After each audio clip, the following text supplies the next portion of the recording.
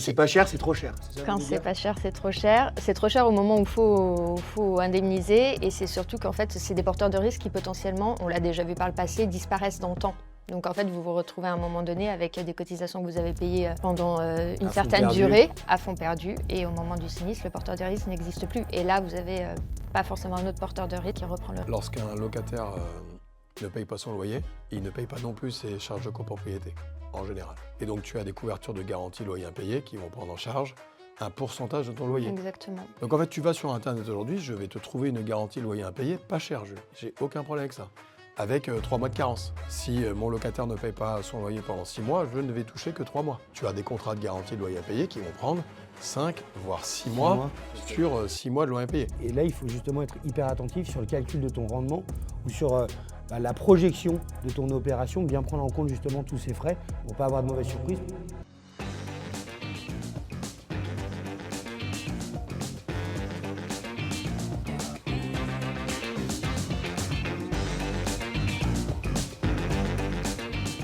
Bonjour à tous et bienvenue dans nos 41 mètres carrés. Aujourd'hui, on va s'intéresser sur les frais qui sont liés à un investissement locatif. Dans un premier temps, on regardera justement ce qui est essentiel à observer dans un investissement locatif, les coûts et les impacts sur le rendement que ça peut avoir. Et on fera un petit focus aussi sur les assurances obligatoires. Charlotte, bonjour. Bienvenue dans nos 41 mètres carrés. Bonjour. Comme d'habitude, je suis accompagné de Pierre-Emmanuel, le directeur de chez Maslow. Charlotte, toi, tu es directrice juridique du groupe Valority et aussi de chez MaxCover, qui est un courtier en assurance. Est-ce que tu peux te présenter rapidement, nous présenter tes activités, ce que tu fais au quotidien ? Oui, bien sûr. Bonjour Pej, bonjour Jules. Salut Charlotte. Donc en effet, moi, mon parcours initial, c'est plutôt le droit. Donc j'ai démarré comme du coup directrice juridique du groupe Valority, donc qui est spécialisée dans la gestion de patrimoine. Et il y a 6 ans, on a eu une opportunité de développer un cabinet de courtage interne, donc MaxCover, dédié aux assurances, initialement du groupe, mais on peut aussi proposer notre offre à l'externe. C'est quoi l'intérêt d'avoir justement une offre dédiée en interne ou est-ce qu'il y a un avantage concurrentiel ou pas ? Alors, concurrentiel, non, dans la mesure où on s'adresse forcément, enfin, on prend attache forcément avec les mêmes compagnies d'assurance et du coup, on a tous affaire aux mêmes partenaires sur le marché. En revanche, l'avantage certain qu'on a, c'est que du coup, on connaît notre métier, on connaît tous les métiers du groupe et donc on peut encore mieux adapter les offres proposées. Sur mesure. C'est du sur-mesure. Ouais. On parlait justement des frais liés à un investissement immobilier.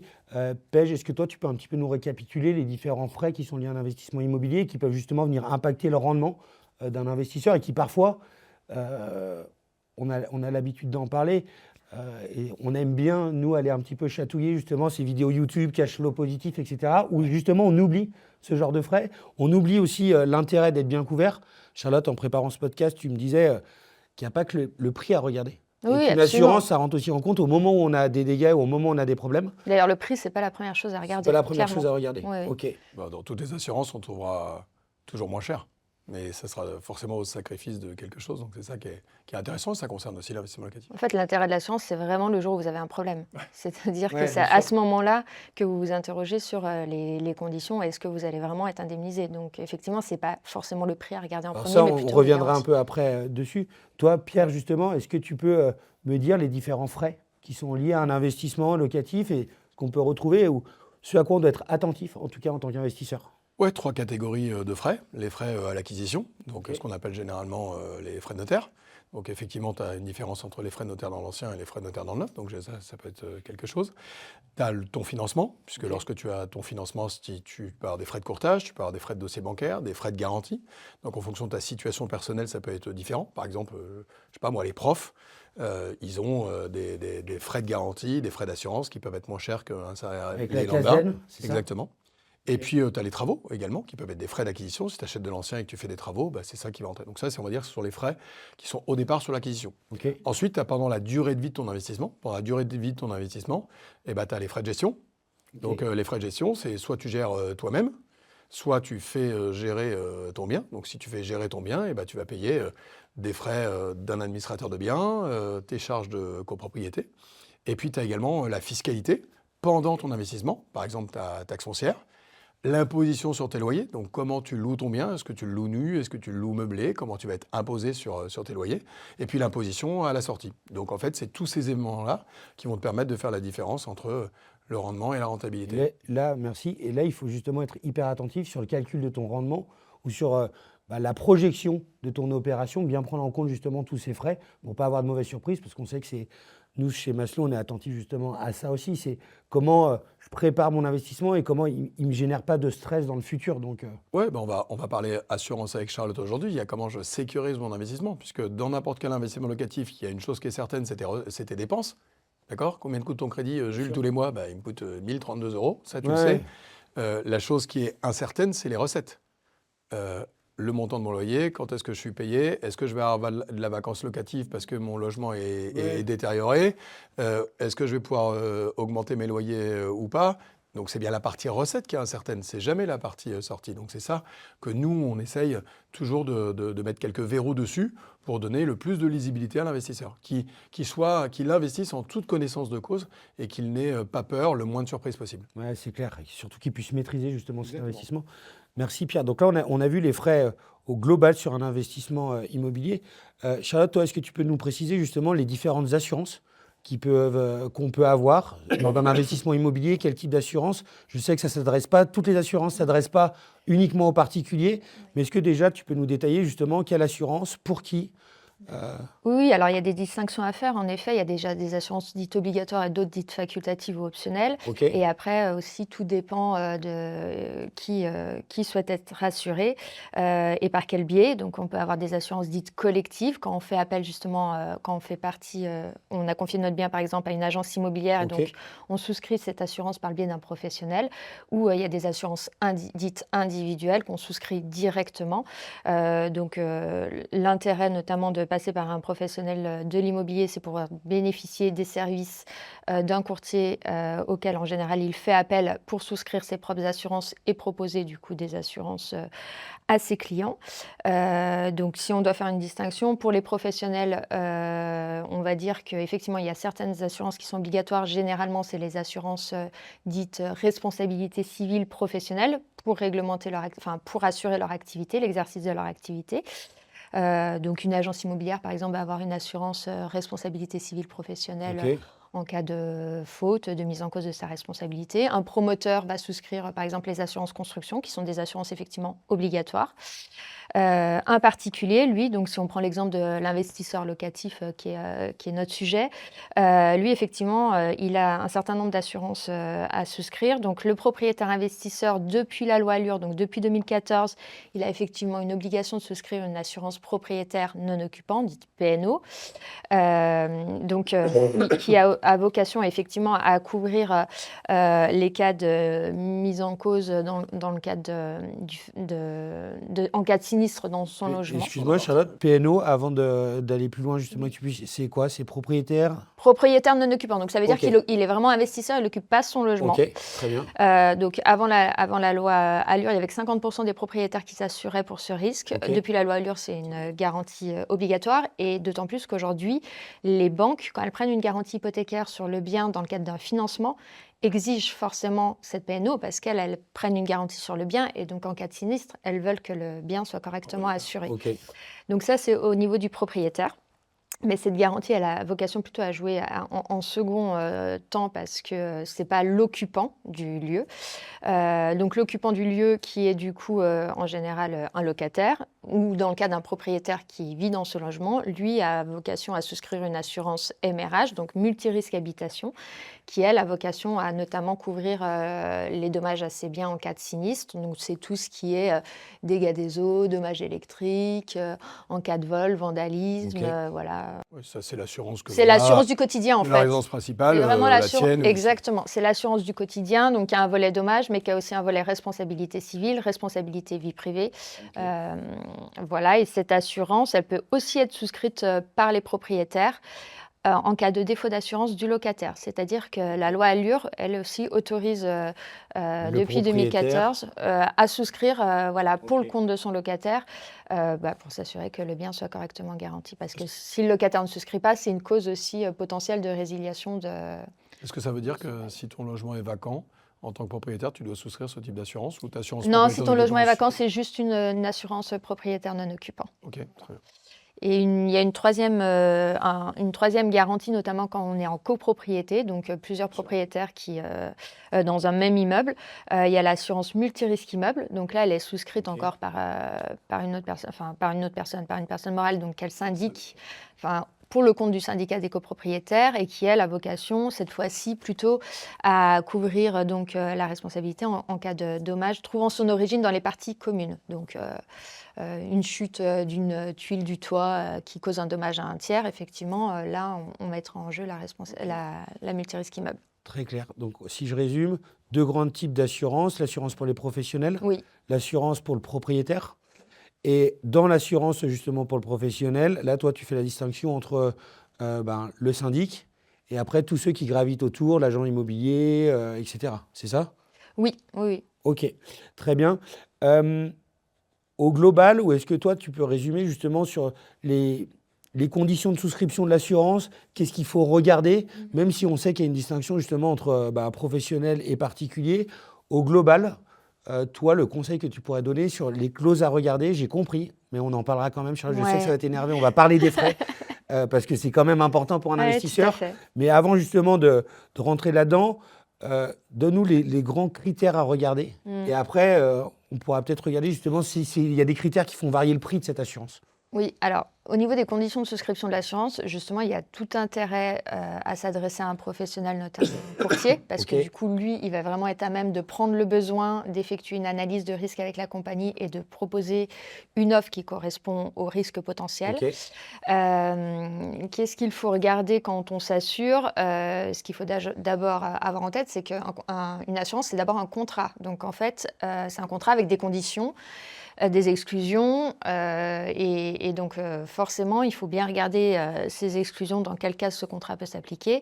Il faut surtout vérifier qu'il n'y a pas d'aléa au moment où on souscrit, c'est-à-dire qu'on ne peut pas souscrire une assurance si on connaît déjà notre risque. Je vous donne un exemple. Vous avez un locataire qui, depuis plusieurs mois, ne paye pas son loyer et vous vous dites, du coup, je vais souscrire une garantie loyer impayé. Ça ne fonctionnera pas parce que le risque était connu. Il faut qu'il y ait un aléa pour souscrire une assurance. Après, au niveau des différentes clauses à vérifier, c'est clairement les garanties avec les niveaux de garantie. Quand tu parles de niveau de garantie, c'est la couverture par rapport aux dégâts, enfin le montant que ça couvre ou... Alors, il y a plusieurs choses. C'est déjà le périmètre de garantie. On va dire quel type de risque ça couvre. Est-ce que c'est juste le dégât des eaux, l'incendie, le vol, voilà. Il y a certaines exclusions qui existent, donc il faut regarder ce qui est couvert dans le cadre du contrat. Il y a donc le niveau de garantie, les limites contractuelles de garantie, jusqu'à quel montant, effectivement, comme tu le disais, Jules, jusqu'à quel montant on est indemnisé. Ça dépendra effectivement de comment vous meublez, par exemple, votre appartement. Vous avez un montant de capitaux garantis, donc ça peut être 10 000 € jusqu'à 20 000 €. Donc ça, c'est vraiment... Sur la location meublée, par exemple, c'est quelque chose qui est important, parce que comme Oui, le tout à fait. propriétaire va fournir les meubles et les acheter, la qualité du mobilier que tu mets, le montant que tu vas avoir, voilà, ça c'est des faudra choses vérifier qu'ils soient justement adéquates. Ok. Qui propose ces assurances, Charlotte? Alors aujourd'hui, il y a 2 acteurs qui proposent ces assurances principalement. Donc, en premier lieu, c'est forcément les compagnies d'assurance, c'est leur métier. En second lieu, il y a les banques aussi aujourd'hui, les établissements bancaires qui peuvent proposer ces assurances, qui les proposent généralement au moment du financement aux propriétaires locataires. Après, ce qui est important de regarder, outre ceux qui proposent, les différents organismes qui peuvent proposer ces assurances, c'est de s'assurer quand même que ce soit des établissements, alors qu'on dit notoirement solvables, c'est-à-dire que ce soit des établissements qui sont connus de la place, qui sont enregistrés sur les registres. Par exemple, pour les établissements, les organismes d'assurance, c'est la Banque de France qui tient un registre qui dit quels sont les organismes d'assurance qui sont en capacité de proposer ces assurances. Voilà, parce qu'il y a plusieurs acteurs sur le marché. Il y a les grands majeurs qu'on connaît, mais il y a aussi les...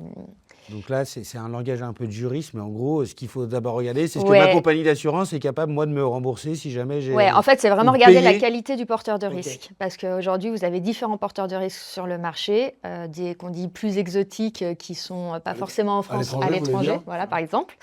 Donc ça, déjà, c'est le premier conseil, ça c'est hyper important. C'est un vrai conseil que toi, tu peux donner, qui est lié justement au prix de mon Aussi, assurance. aussi. Et souvent, quand on vient tirer justement les prix vers le bas, C'est souvent qu'on c'est à a- Chypre. c'est à Chypre. C'est souvent un peu exotique. Quand c'est pas cher, c'est trop cher. C'est ça que Quand vous voulez c'est dire pas cher, c'est trop cher. C'est trop cher au moment où il faut indemniser. Et c'est surtout qu'en fait, c'est des porteurs de risques qui potentiellement, on l'a déjà vu par le passé, disparaissent dans le temps. Donc en fait, vous vous retrouvez à un moment donné avec des cotisations que vous avez payées pendant une À fond certaine perdu. durée, à fond perdu. Et au moment du sinistre, le porteur de risque n'existe plus. Et là, vous avez pas forcément un autre porteur de risque qui reprend le risque. Et c'est là où c'est important aussi, nous justement, je reviens Conseil. sur le conseil, l'accompagnement qu'on peut avoir sur comment je sécurise mon investissement immobilier. Je sais on avait tourné un podcast ensemble là-dessus, Pierre-Emmanuel, que vous pouvez retrouver, sur comment moi j'arrive à sécuriser mon investissement. Et ça en fait partie. Ça, c'est une des, justement, enfin, un des points en tout cas qu'il faut venir verrouiller rapidement, c'est les aléas que je ne maîtrise pas. Et combien va me coûter justement ce risque, quoi, de défaut du locataire, de défaut de mon syndic ou des choses comme ça. Ouais, Je pense tout que à c'est fait. important dans ce qu'a dit Charlotte, c'est les interlocuteurs qui peuvent te proposer ces assurances-là. En fait, comme l'a dit Charlotte, c'est l'assurance, elle sert quand il y a le sinistre. En fait, quand tu souscris une assurance, il faut se mettre dans la position de sinistre. Donc effectivement, que ta banque te propose cette assurance propriétaire non occupant, c'est logique, c'est marqué banque et assurance. Mais quand tu passes par le professionnel qui loue ton logement, parce que déjà les gens confondent administrateur de biens et syndic, là aussi je crois que dans les podcasts on en a fait plusieurs fois, mais aujourd'hui un gestionnaire qui va gérer 10, 15, 20 logements dans une copropriété, il a une relation privilégiée et professionnelle avec le syndic. Donc lorsqu'il va y avoir un cas de dégâts des eaux, ben on va pouvoir aller beaucoup plus vite. Si tu as souscrit ton assurance au Crédit Agricole et à la Caisse d'épargne, qu'est-ce que tu vas faire toi en tant que propriétaire? Tu vas déclarer ton sinistre au Crédit Agricole et à la Caisse d'épargne. Crédit Agricole et la Caisse d'épargne qui va écrire à ton gestionnaire au syndic pour déclarer le sinistre, et on va rajouter un interlocuteur. Aujourd'hui, Charlotte, Max Cover, ils ne vont pas faire du courtage pour un particulier.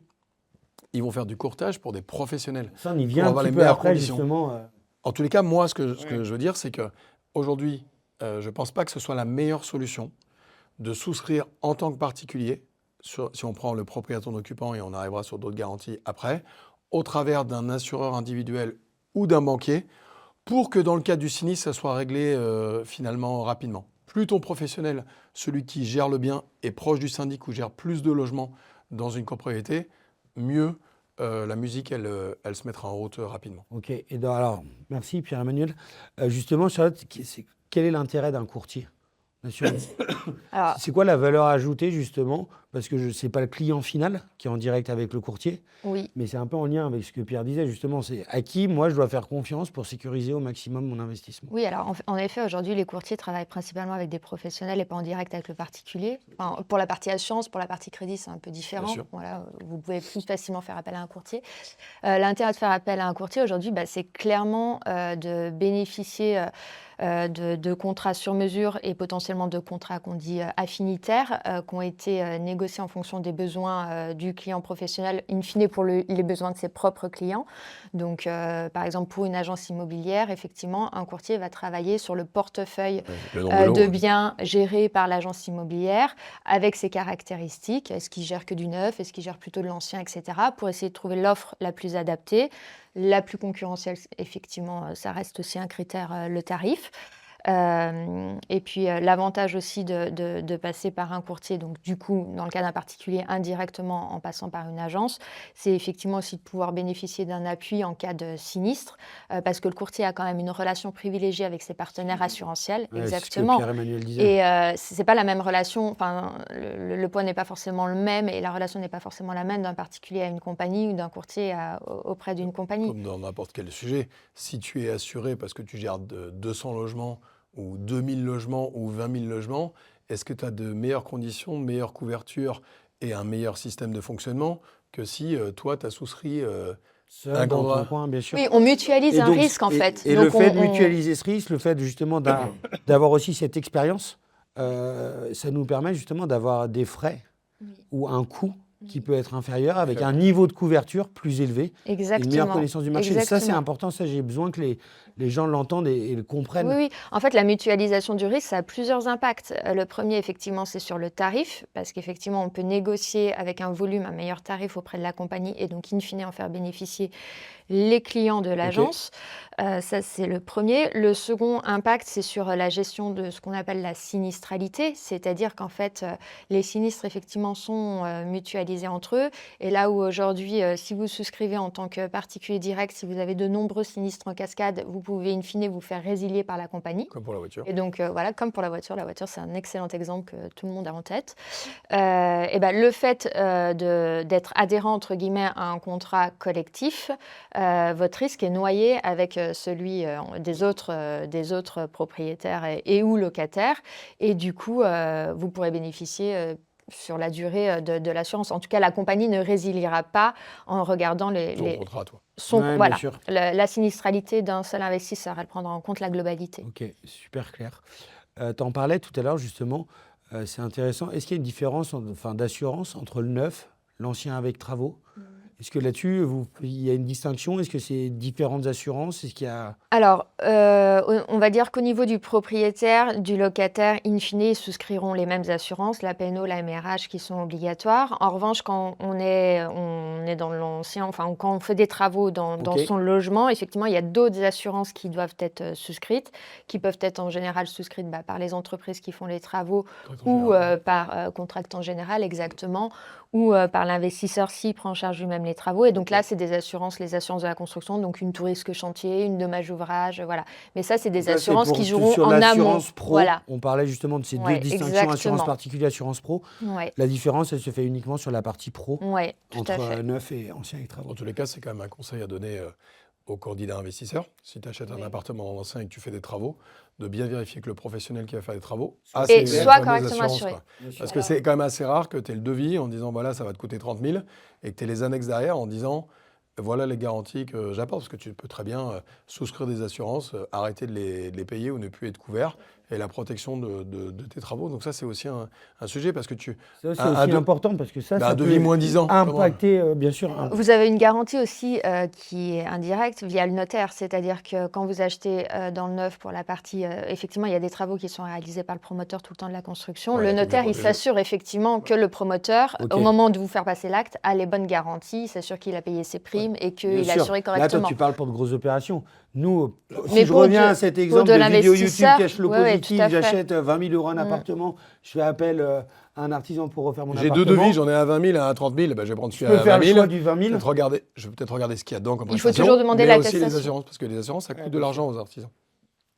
On n'a pas parlé d'une assurance, Charlotte, GLI. Alors, je t'ai disputé tout à l'heure pour les acronymes. GLI, garantie de loyer impayé. Est-ce que tu peux nous en parler un petit peu? Est-ce que toi, tu la recommandes? Pierre, toi, aussi un peu ton avis de l'autre côté. Alors, l'assurance loyer impayé, donc en soi, c'est une garantie facultative, donc effectivement, il n'y a pas l'obligation de la souscrire. Ok. En revanche, effectivement, je recommande fortement de la souscrire pour plusieurs Pourquoi raisons, parce que aujourd'hui, quand on connaît le temps des procédures contentieuses, quand vous avez un locataire qui est en impayé et le temps des expulsions, c'est relativement très long. Donc, c'est une période durant laquelle vous ne percevez pas votre loyer et vous devez rembourser un crédit. Donc, effectivement, là, si vous n'avez pas d'assurance pour vous garantir, ça peut devenir très vite compliqué. Alors, il y a l'option des garants, effectivement, mais bon, les garants, normalement, c'est toujours compliqué à mobiliser aussi. Donc, une garantie loyer impayé, si vous remplissez les critères, vous avez normalement l'assurance de vous voir rembourser le loyer. Ok. Parce que garantie loyer impayé, en gros, ça, c'est si jamais mon locataire ne paye plus, Tout à fait. là, j'ai une assurance qui Oui. couvre justement, donc qui me verse un loyer. C'est Alors, ça oui, qui garantit le loyer garantit et le loyer. le paiement des loyers et des Ok. charges. Exactement. Ok, très bien. Et alors, la garantie loyer impayé ne couvre pas que ça. C'est la garantie principale, le loyer impayé, mais il y a des garanties qu'on dit accessoires à la garantie Ok. loyer impayé. Est-ce que par exemple, ça peut couvrir les dégradations? Est-ce que ça peut couvrir Oui, ce que le locataire va volontairement détruire dans mon appartement? Est-ce que ça peut couvrir ou pas? oui, oui. Alors, tout à fait, effectivement. Il y a une garantie, la garantie accessoire dite garantie détérioration immobilière qui vient effectivement couvrir à la sortie du locataire les dégradations qu'il aurait pu faire dans l'appartement, que ce soit par négligence ou que ce soit des dégradations volontaires. Ce qui ne sera pas couvert, c'est ce qui est lié à la vétusté, donc Ok. ce qui n'est pas du fait du locataire. Donc ça, c'est logique. La vie d'appartement. Ouais. Voilà. Après, il y a toujours des exclusions sur les garanties détérioration immobilière et il y a un plafond de garantie au-delà duquel, effectivement, l'assurance ne prend plus en charge les dégradations immobilières. Mais effectivement, c'est une garantie supplémentaire. Ok.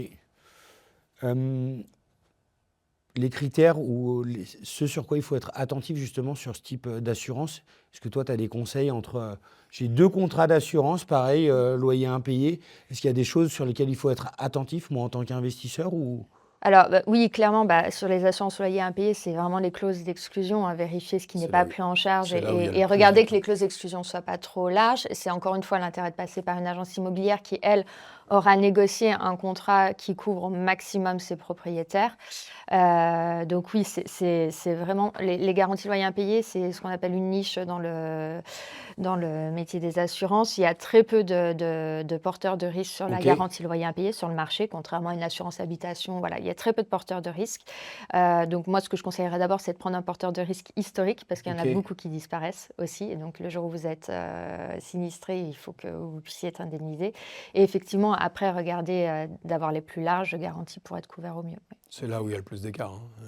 Sur d'écart, qu'est-ce que tu veux dire par là? Moi, aujourd'hui, Des écarts de couverture ou... Bien sûr. Ouais. En fait, lorsqu'un locataire ne paye pas son loyer, il ne paye pas non plus ses charges de copropriété, en général.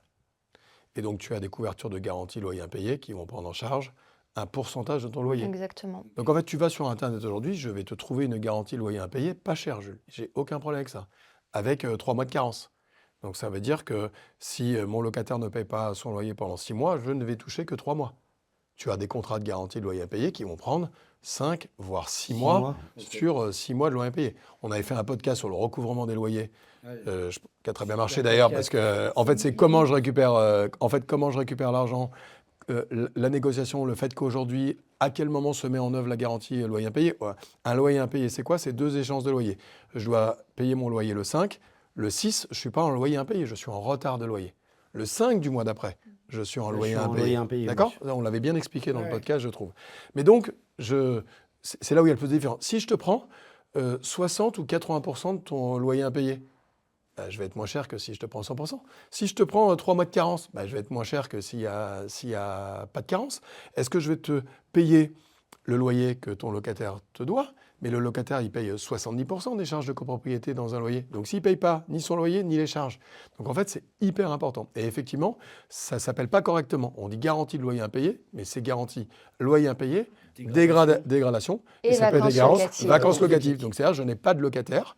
Voilà, il y a des cas, par exemple, que moi j'ai en tête, c'est tu as un changement de locataire, à l'état des lieux, tu t'aperçois qu'il y a un sinistre. C'est-à-dire que le locataire, il a eu peur de déclarer un sinistre, je sais pas, la VMC qui est tombée en panne dans la salle de bain elle est devenue dans un état pitoyable, le locataire a eu peur de faire la déclaration, ou il n'était pas bien assuré, ou truc comme ça, tu te retrouves avec un logement, toi tu récupères les clés, tu ne peux pas le louer.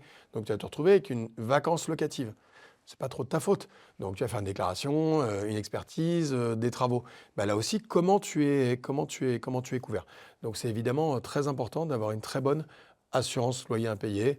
Et effectivement, pour un investisseur, on ne peut pas se passer d'une assurance loyer impayé parce que regarde, Jules, tu as une bonne tête, 3 bulletins de salaire, une jolie cravate, et pour autant, rien ne me dit que tu vas payer correctement ton loyer, donc il faut correctement se protéger. Merci Pierre de remettre en cause ma Oui. volonté de payer mes loyers Ce qui est important chaque mois. C'est Ce qui est important par rapport à ce que dit Pêche, c'est vraiment effectivement la notion aussi de franchise de carence, c'est-à-dire dans les assurances, c'est énorme. aussi ce qu'il faut regarder. C'est-à-dire que c'est valable aussi par exemple pour une multirisque habitation. Si vous à avez partir de une quel moment on couvre? Voilà, si vous avez une franchise de 500 euros ou de 1000 euros pour un dégât des eaux, la plupart des dégâts des eaux sont en dessous de vas ce pas les montant. déclarer. Vous ne serez jamais pris en charge. C'est exactement la même chose pour une vacance locative.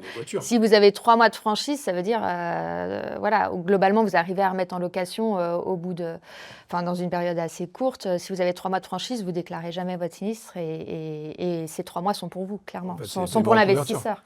Ta voiture, tu as une franchise de 350 euros, tu as une franchise de 800, tu n'as pas la même cotisation. Tu as une assurance 0 km ou 50 km, tu n'as pas la même cotise. Donc si je prends La 50 franchise fait km varier le prix, clairement. et 800 euros, c'est la variation du prix. Dans les loyers impayés, c'est carence, pourcentage de loyer, copropriété et carence locative. C'est ça qu'il faut surveiller. Donc c'est pour ça qu'il faut bien couvrir. Ça, ce n'est valable, on est d'accord, que si tu achètes un bien immobilier dans lequel le locataire est un particulier. Si ton locataire est une société, imaginons bail commercial, résidence, location meublée. service par exemple, là ce n'est pas la même chose, que c'est bien, il n'y a pas de vacances, il n'y a pas d'assurance de loyer impayé à souscrire. Ok.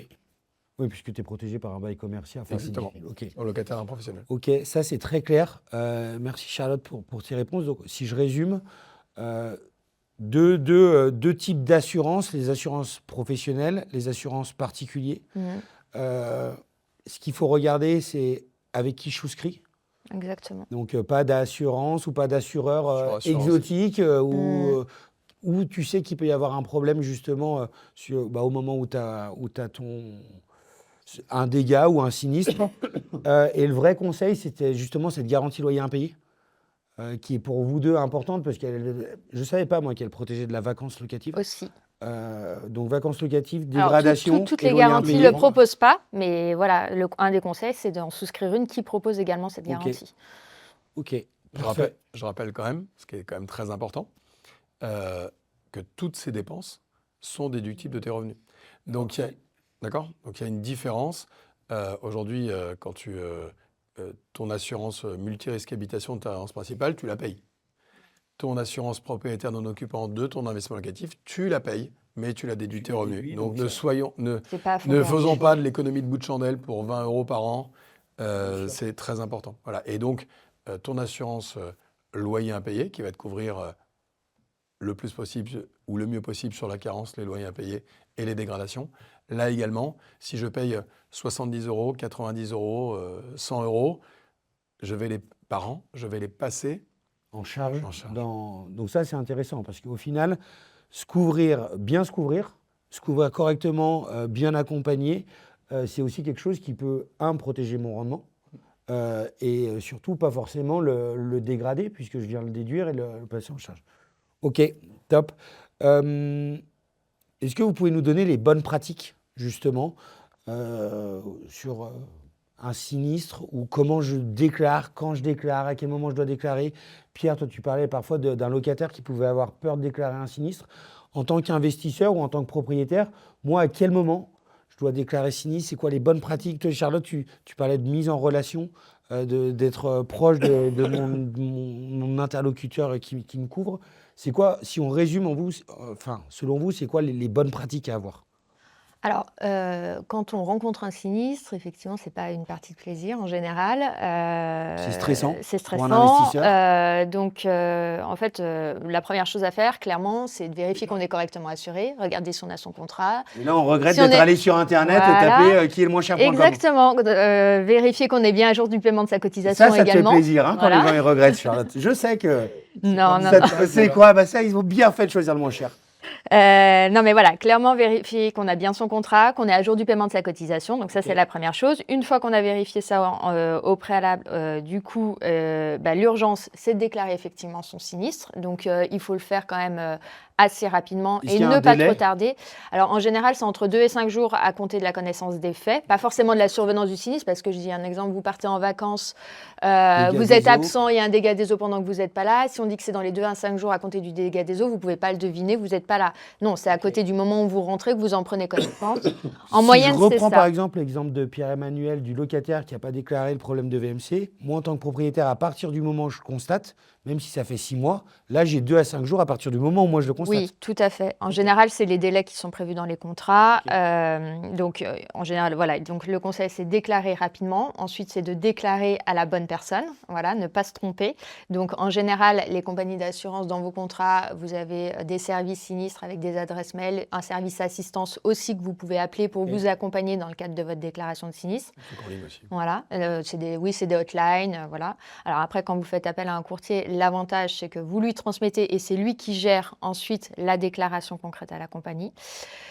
En bonne pratique, clairement, il y a la prise de mesures conservatoires en fonction de votre sinistre. Donc, ça veut dire que vous êtes censé faire en sorte que le risque ne s'aggrave pas. Donc, vous êtes censé prendre un peu des mesures d'urgence. Je dis n'importe quoi. Effectivement, on prend l'exemple du dégât des eaux parce que vraiment, c'est le plus courant.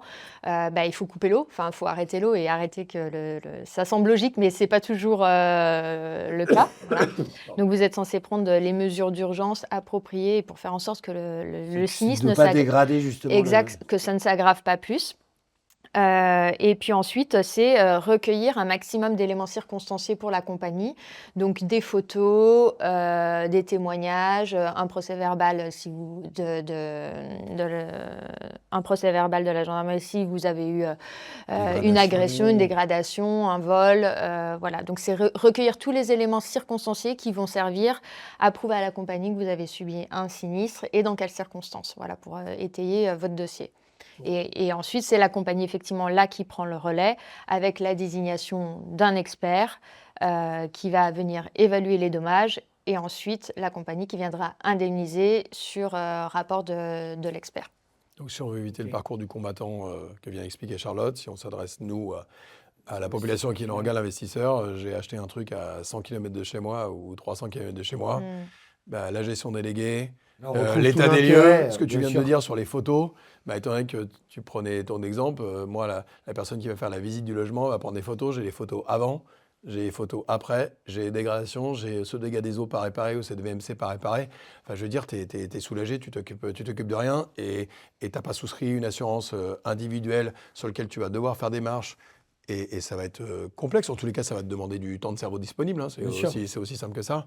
Donc voilà. Et tu es mieux couvert par un professionnel qui a négocié des garanties auprès d'un courtier que toi tout seul devant ta petite page Google. Ce que je veux dire, c'est qu'il a l'habitude de gérer des sinistres. Exactement. Donc il va tout de Ils font suite ça toute parler la journée, à la les bonne mecs, personne, au bon interlocuteur. Donc ce Vous sera... demandez les pièces manquantes, vous dire effectivement ce qu'il faut fournir pour que votre dossier soit pris en charge par la compagnie. Chez tous les administrateurs de biens, tu as un service sinistre. Leur job, du matin au soir, c'est de gérer les sinistres. Il faut être solide dans sa tête pour faire ça au quotidien, non? Disons que Non, parce que en fait, tu les règles, ces sinistres. Donc en fait, quand tu appelles quelqu'un en lui disant c'est réglé, bon, à la fin, ça fonctionne, quoi. Super transition, Pierre-Emmanuel, merci. Qu'est-ce qu'on fait si on refuse ou si l'assurance refuse de couvrir justement notre sinistre? Ou si oui, si on a un refus de prise en charge. Mauvaise humeur, il me raccroche au nez, qu'est-ce qui se passe? Non, mais si on a un refus de prise en charge, en fait, faut déjà prendre connaissance du refus, savoir comment il est motivé. C'est-à-dire qu'aujourd'hui, ce que j'ai dit tout à l'heure, c'est avant tout un contrat, il y a des conditions d'application. Si les conditions ne sont pas réunies, effectivement, ça peut justifier un refus de la compagnie. Et là, malheureusement, vous n'avez pas grand-chose à faire. Si ce n'est que pour l'avenir, essayer d'anticiper les raisons pour lesquelles vous n'avez pas été prise en charge. Faire appel à un professionnel. Exactement, un courtier qui a négocié ça sur un contrat tout groupe. à fait. Mais après, si vous avez un refus de prise en charge que vous estimez non justifié ou non suffisamment motivé, effectivement, le recours, en général, vous avez un service réclamation auprès des compagnies. Donc ça, c'est une première option. Si vous avez fait appel à un courtier, c'est votre courtier qui est là aussi pour défendre vos intérêts et qui est censé intervenir auprès de la compagnie pour représenter peut-être le dossier sous un angle un peu différent. Et en dernier recours, il y a le médiateur de l'assurance qui existe et auquel tout particulier peut faire appel s'il a un litige avec une compagnie et qui souhaite effectivement pouvoir soumettre son dossier objectivement au médiateur qui viendra trancher et dire s'il faut revoir la prise en charge ou pas. Ok. Un peu de croustillant pour terminer, Charlotte. Je sais qu'on aime bien, nous, dans nos 40 mètres carrés. C'est quoi les sinistres les plus coûteux pour le propriétaire et comment est-ce qu'il peut s'en prémunir? Qu'est-ce qui coûte cher, que les assurances ont du mal à rembourser, d'après toi, ton expérience? Alors, ce qui coûte cher, c'est pas forcément ce que les assurances ont plus de mal à rembourser. Non, aujourd'hui, en fait, clairement, les sinistres les plus courants, c'est le vandalisme, c'est le vol, c'est les dégâts des eaux. C'est clairement ça, les dommages électriques, c'est clairement contre ce risque-là qu'il faut s'assurer. Aujourd'hui, c'est pas des risques spécifiques que les assurances n'ont pas l'habitude de garantir. Donc, en général, c'est des risques qui sont pris en charge, mais il faut quand même s'assurer qu'ils soient correctement pris en charge et bien vérifier ce qu'on disait tout à l'heure, un niveau de franchise pour être sûr que le jour où ça vous arrive, vous puissiez être pris en charge. Après, comment se prémunir au mieux? Il faut s'assurer d'avoir un logement aux normes. Voilà, c'est simple, mais c'est quand même essentiel. C'est-à-dire que si vous avez un incendie, mais que vous n'avez pas le détecteur de fumée dans le logement, effectivement, ça peut justifier que la compagnie vienne remettre en cause sa garantie. Donc, effectivement, c'est prendre toutes les mesures de précaution utiles et de s'assurer d'avoir, pour le cas d'un investisseur, un logement aux normes. On avait fait avec Pierre-Emmanuel un podcast avec Où vivre. Et justement, on parlait des risques climatiques. Oui. Est-ce que ça, toi, au fur et à mesure, tu vois rentrer justement Ouais. dans les contrats d'assurance, dans les contrats que vous négociez, tout ce qui est lié au changement climatique, aux lieux? Je suppose qu'actuellement, ça doit coûter plus cher d'être dans le nord où on a Ouais, des inondations c'est un vrai qu'à sujet. Lyon. Est-ce que ça, c'est quelque chose Tout à qui fait. est... Oui, oui, c'est un vrai sujet. Donc, ce qu'on appelle effectivement événements climatiques ou catastrophes naturelles. Aujourd'hui, il y a des fonds de garantie qui servent à indemniser ce type de sinistre-là. C'est des garanties qui sont généralement dans nos contrats, en effet. Quand vous subissez une tempête et que tout est... enfin voilà, que tout est sinistré, il faut avoir une prise en charge à ce niveau-là. Aujourd'hui, justement, la garantie, alors tout à l'heure quand on parlait du prix, effectivement, il y a des taxes qui sont appliquées sur vos contrats d'assurance et notamment la taxe catastrophe naturelle qui aujourd'hui, enfin depuis le 1er janvier 2025 a été augmentée, elle est passée de 12% à 20% justement parce qu'il y a de plus en plus de sinistres liés aux catastrophes naturelles. Mais du coup, effectivement, c'est des garanties qui existent généralement dans les contrats et qu'il faut bien s'assurer d'avoir souscrit, même à titre accessoire, quoi. Là, ce qui est intéressant pour le moment, c'est que c'est vrai que ta résidence principale, quand tu vas rechercher une assurance, en fonction de ton adresse postale, tu ne vas pas payer la même somme en fonction de tes risques naturels. Lorsque tu fais un investissement locatif aujourd'hui et que tu souscris à un contrat groupe, si je prends aujourd'hui, les garanties locatives qui vont accompagner le mandat de gestion qu'on va proposer aux clients, les clients vont payer un forfait en T1, T2, T3, qu'ils achètent un appartement à Rennes qui a défrayé la chronique, ou à Strasbourg, ou à Montpellier, c'est le même prix. Donc il n'y a pas encore de différence aujourd'hui pour un investisseur locatif par rapport à l'adresse sur la de son PNO. investissement. Sur la multirisque habitation, c'est différent. Effectivement, on prend en compte, enfin, la compagnie prend en compte le secteur. Ce que je dis, c'est celui qui y vit Exactement. va avoir une différence sur l'adresse. Celui qui achète en tant que propriétaire, aujourd'hui, il n'y a pas de différence sur l'adresse. Donc là aussi, c'est important à signaler. Merci beaucoup en tout cas, Charlotte, pour ta participation à notre podcast Nos 41 mètres carrés. Merci Pierre-Emmanuel. Alors pour ceux qui nous voient en vrai, ils vont pouvoir voir que c'est vraiment moi. Pour ceux qui nous écoutent, je suis désolé pour la voix, je ferai mieux la prochaine fois. À bientôt. Et on se retrouve le plus rapidement possible dans Nos 41 mètres carrés.